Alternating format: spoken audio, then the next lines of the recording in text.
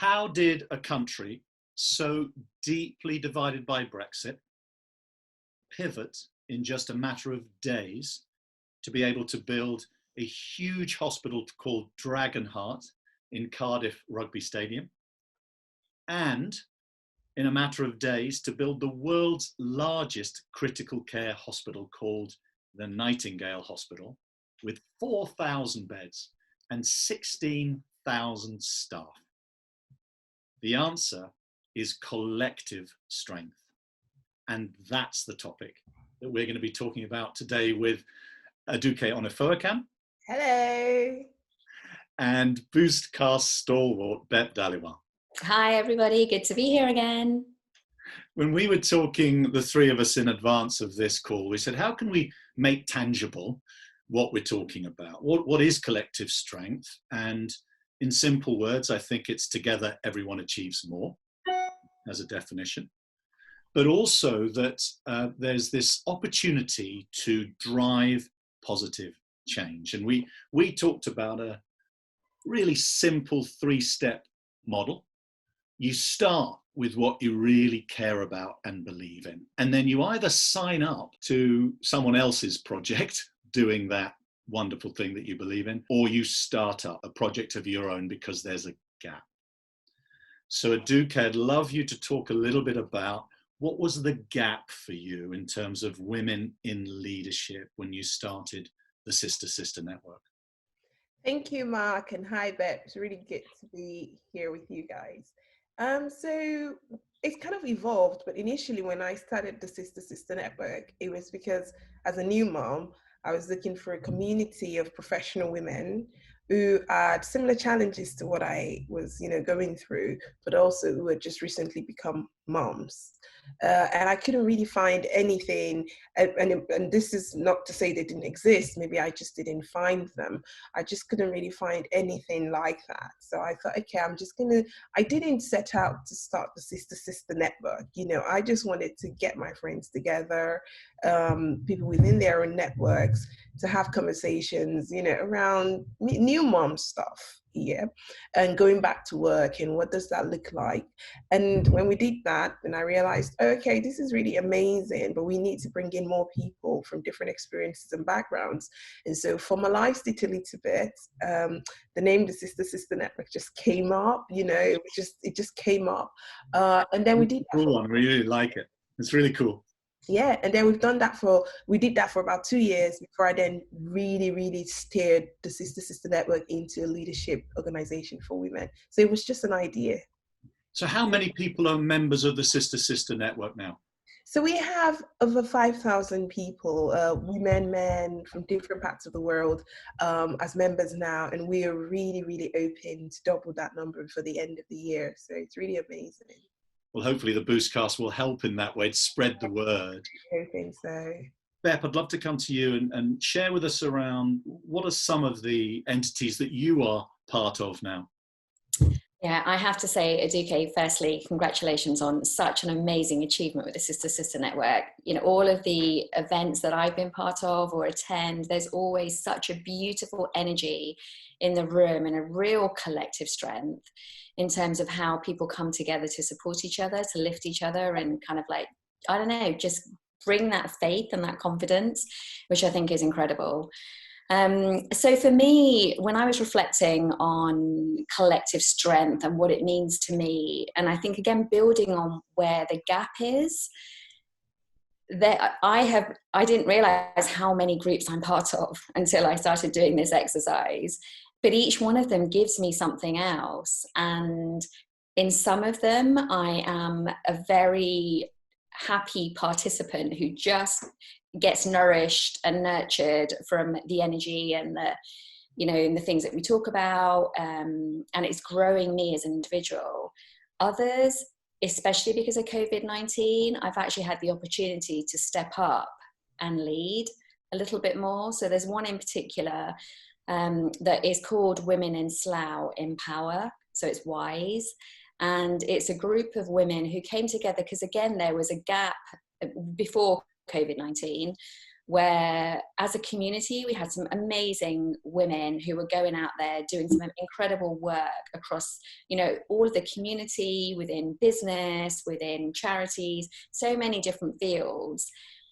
But there wasn't anywhere that they could come and recharge. And so I had actually held a resilience session for them as we launched, to help them understand that. And I think one of the key components to that was, this is going to be a group where you get to be you. You aren't going to be defined by a job title or the roles that you play in everyday life. This is an opportunity for you to come. We leave the mask at the door and we literally build you back up, or we put in more stuff to maintain your resilience, because of the impact of the ripple effect. Because if we can help these ladies, then they will go out and have such an amazing impact on the communities that they're part of. And as a result, although we were only going to meet quarterly, we're now actually holding fortnightly sessions on Zoom, where we again come together, we can offload, we can share, we can say this is what we've tried, and then, you know, continue to build on that. So that is just one of the groups that I'm part of that, you know, I'm loving, taking a very different stance with. So can I ask both of you, how do you start? So both of you have got good examples of you being the leader, saying, I'm going to start WISE, or I'm going to start Sister Sister. What advice would you give people listening in to say, come on, make that difficult first step? What's the key to unlocking that? I think I was just going to say, listen to Bep, actually.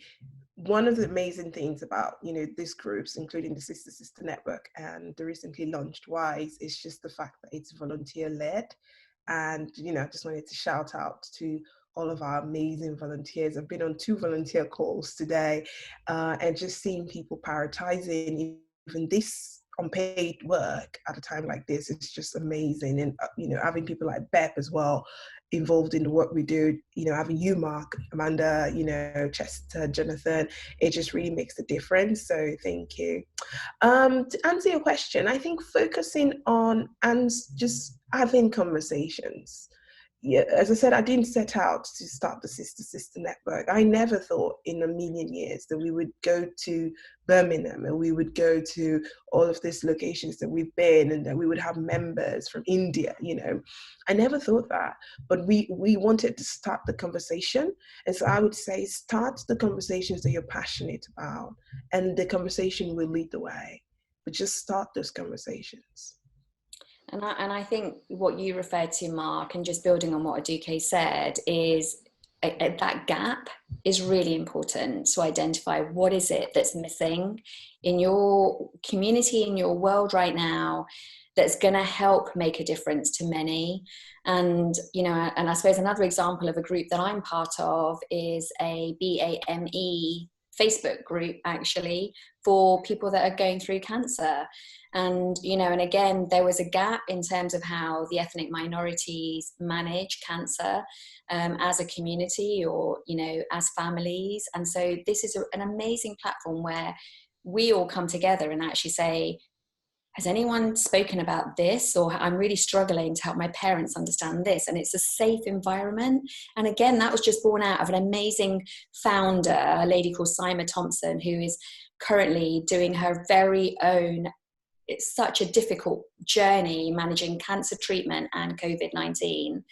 And she's just being vulnerable, and she is just sharing on her social media what it means and what we can collectively, I can call her, I feel like she's a friend now. And this is somebody that I've just met online who is going through something quite difficult, but collectively we can all come together to support. And I think that's it. It's just what is it that you're missing, and start the conversation, like Aduke said. Yeah, that's great. And I think also, if you're aware of the opportunity, so you talk, and then if you say, here's a gap, let's do something. Yeah. It reminds me, I've deliberately put this behind me. This is our road, this is where we live. And the road's called 40-foot Road. On it are a number of different care facilities. So there's Surrey MenCap. This school, Woodlands School, is a school for the severely physically disabled. That's my phone going off. I'm going to turn it off. So Love it. I've got to disconnect it. And severely physically disabled. So we said to the council, please, can you get rid of the potholes in the road, because it's awful for the students of the school. And the council, about 2 years ago, said, oh, unfortunately, it's not our responsibility. It's an unadopted road, hard luck. And we just said, that's totally unacceptable.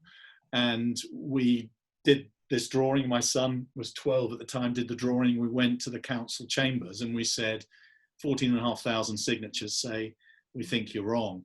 And they changed their minds. So there was a gap. Ironically, there was gaps in the road. And we just we're not prepared to see it stay that way.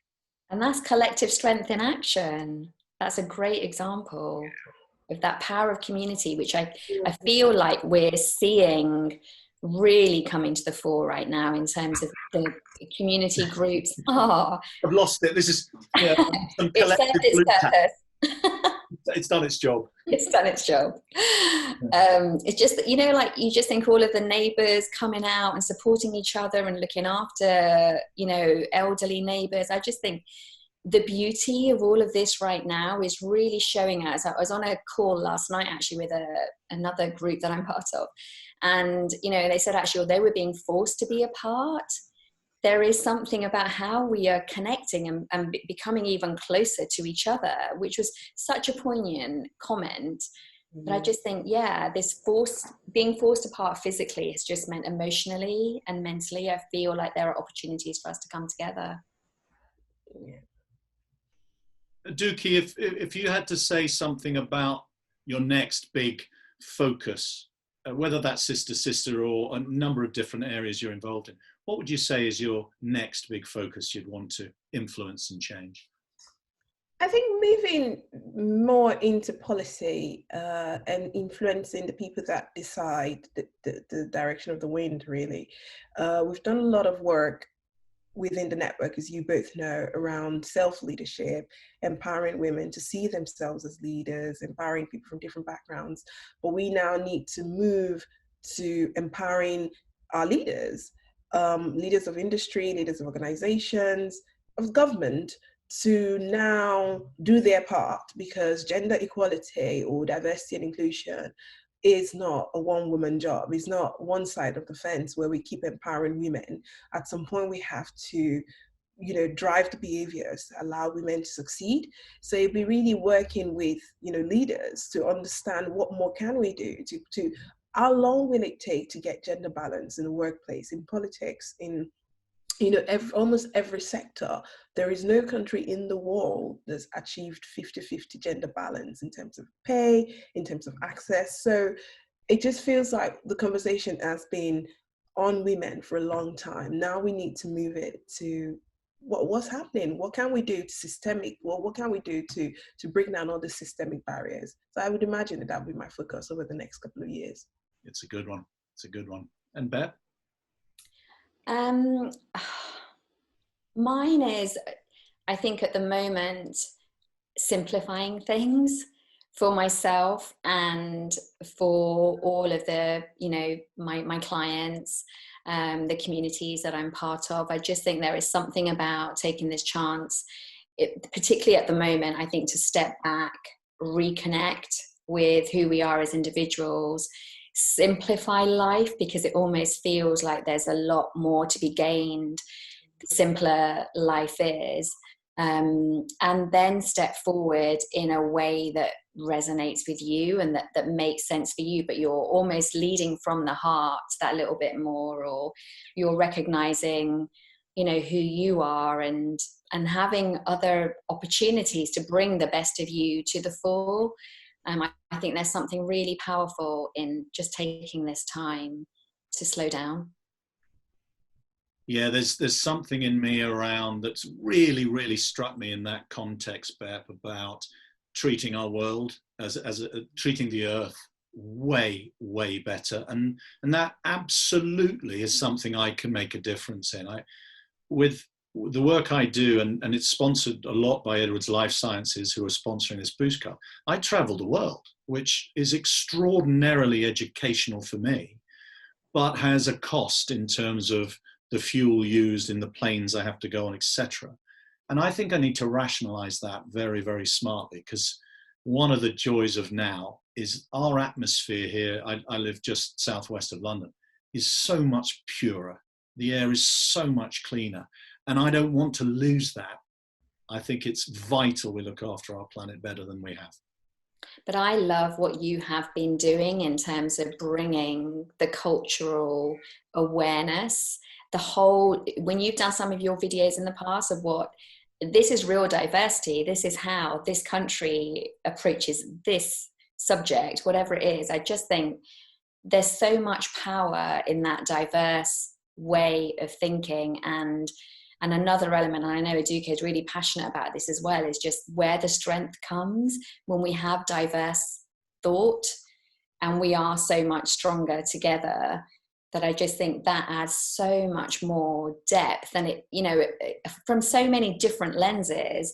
Another group that I'm part of, you guys are going to think I'm a group junkie, but another group that I'm part of that actually again has come out of this is a group called Capturing Compassion.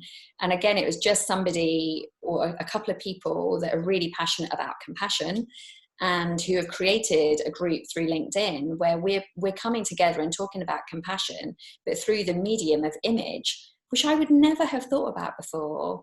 And they're really trying to capture compassion in a crisis. Mm-hmm. And so we're all taking photographs of things that mean something to us from a compassionate lens, which again has just given me a whole nother filter on life that I just think, this is so powerful, and so much of this stuff wouldn't have happened before. Mm-hmm. And I just think we're being able to see the world so differently, but it's that diverse thought that is adding so much value. Mm-hmm. That's certainly my take on traveling the world. It's diversity is about thinking differently, exactly as you say, Bep. And just by experiencing how people think and act differently, I learn hugely about how I could do things better. Aduke, I'd love some final thoughts from you around inclusion and diversity. It's a vital area of our society. What are some of your key thoughts? I think that, for community to be meaningful, I think the thing about diversity is quite complex, isn't it? Because it's so relative to the local area that you're discussing diversity. But one thing I always, encourage my clients to do, especially like inclusivity, is to look at the pool, the wider world that you're operating in, and are your initiatives, are your thoughts, as you said, are your actions reflecting that pool? Obviously, if you live in a place where the pool is limited, then that's a different conversation. But if you're in a situation where you're surrounded by so much diversity, that needs to be reflected in the community that you bring together. And even when we talk about collective strength as it relates to women, the reality is you will never achieve gender balance without diversity. Because for you to truly penetrate balance, you need to carry everybody along. So when you're shaping your thinking around what collective strength means to you, it's very important that you think about where are the others and what does collective strength mean for them. Because when you're able, when Bep used the word, is really powerful, depth. When you're able to reach people from different parts of the world with different thoughts and experiences, and the reason why, diversity is ultimately about thoughts, but the pathway to those thoughts are experiences. And the more you can reach people who have different experiences, the more meaningful your interventions are, the more lives you can change, and the more of a legacy you can build. And as you said at the beginning of this Boostcast, when you think about where England was, where the UK was with all the conversations around Brexit and all of that, and where we are right now with everybody trying to pull together, there are still a lot of issues. Yes, there are still growing pains and areas of concern, but what you've seen is that the collective is more powerful than the individual. And if you remember that, you will eventually create something that really, really makes a difference.